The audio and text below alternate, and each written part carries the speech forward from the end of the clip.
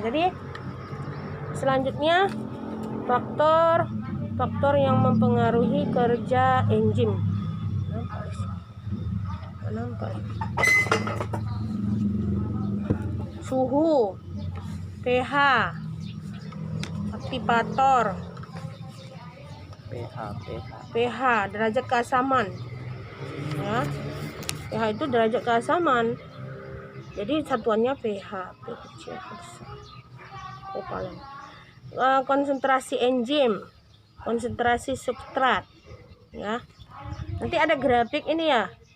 Nah, itu biasanya faktor pertama kita bahas tentang suhu, ya. Suhu, faktor yang mempengaruhi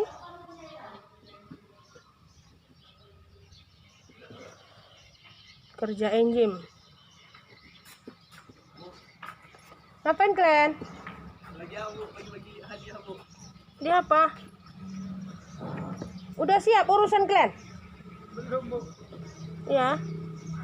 pH, aktivator, konsentrasi. Nah, kalau kita lihat nanti di soal, mungkin ada soal grafik ya. Kalau suhu nanti gini dia nak, titik optimum.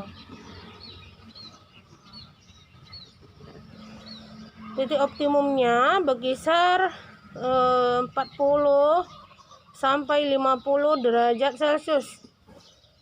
Ini titik optimum.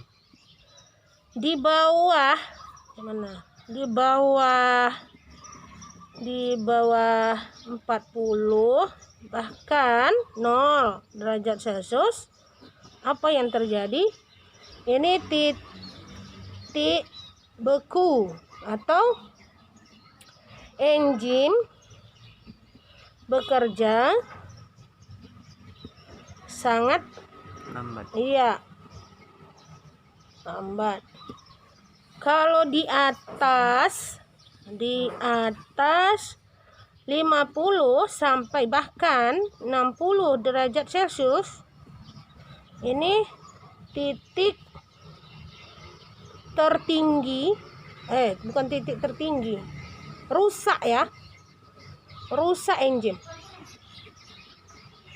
karena panas. Berarti Karena enzim itu termolabil. Enzim yang dari protein akan bersifat termolabil. Termolabil itu artinya tidak tahan panas. Iya. Berarti lebih baik dia rendah daripada tinggi, Bu ya. Sedang gini,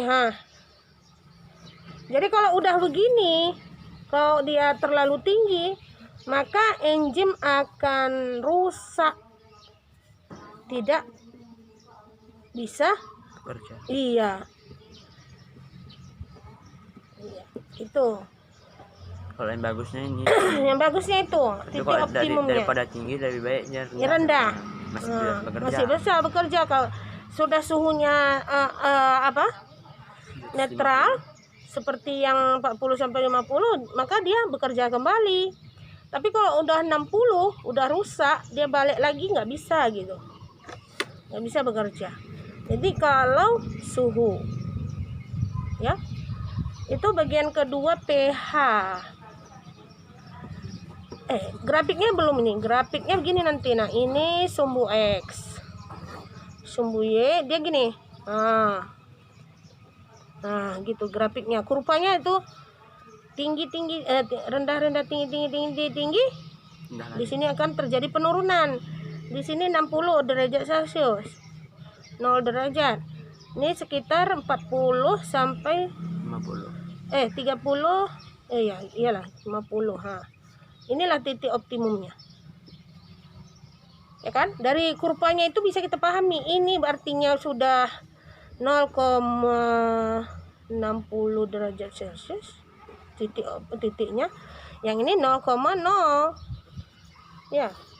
Ini 40 artinya ini sudah 40,50 ya, titiknya, titik X nya, sumbu X nya 40, ininya 40. Jadi gitu dia titik optimumnya. Oke, ini kalau grafiknya ada begini, berarti panahnya begini. Nah, ini terjadi penurunan. Nah, tuh. pH,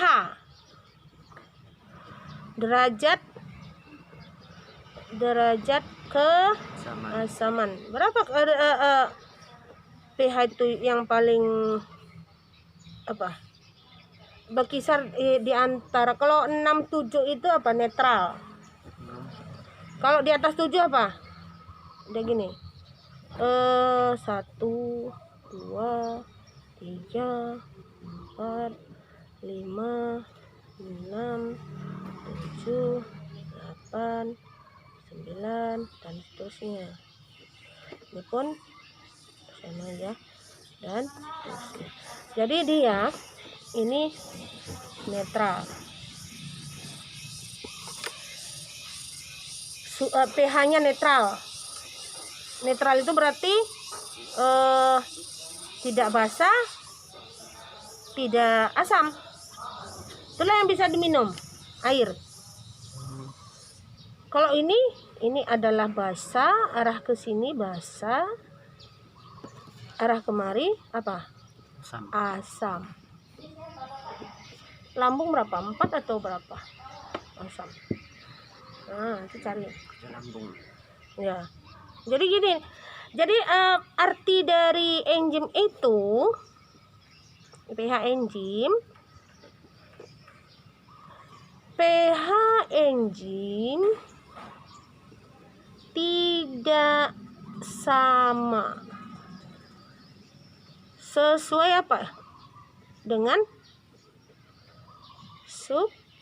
substratnya masing-masing. pH glukosa beda dengan pH lipid.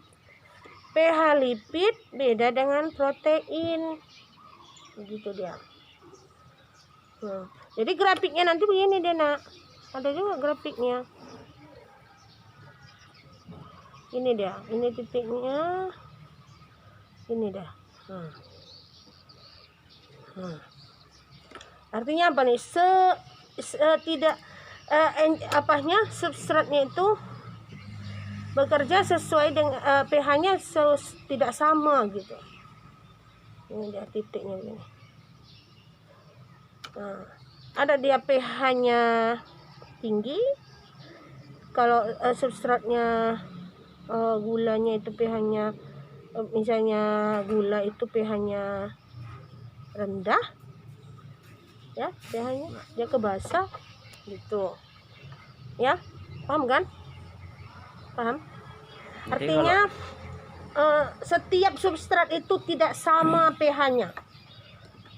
pH-nya masing-masing sesuai dengan substratnya. Nah, gitu. Berarti gimana? Tidak sama.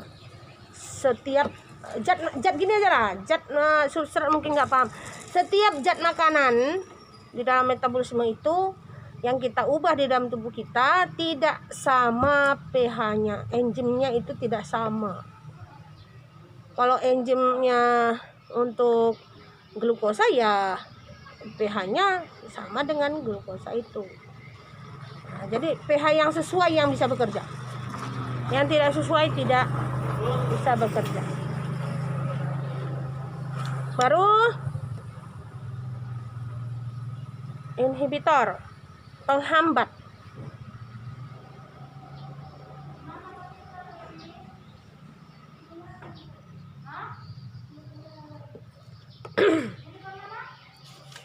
Penghambat. Penghambat itu gini aja memahaminya. Ini inhibitor kompetitif. Nah, gini tadi.